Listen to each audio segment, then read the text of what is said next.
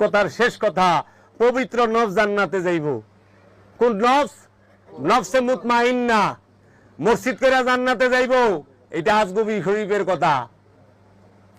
মসজিদ যদি হৃদয়রে করতে পারেন জান্নাতে যাইবেন। হৃদয়কে মসজিদ করতে পারলে জান্নাতি। ওই ইট পাথরের মসজিদ বানায়া জান্নাতে যাওয়া যাইব না। তাইলে তো উমাইয়া আব্বাসিয়া রাজবংশের সব রাজারা জান্নাতে যাইব। গাওলাদের রসুলের কুবায় কাইতে মবিয়া 70,000 মসজিদ বানাইছে। মবিয়া থেকে পুরা জানলাম। এজিদ 300 মুফতির থেকে লিখিত ফতোয়া লয়ে মাওলা হুসাইন রে কতল করছে, শাহাদাত করছে। এজিদ কত মসজিদ বানাইছে, কত মৌলভী সাবরে খাওয়াইছে। এজিদ জান্নাতি?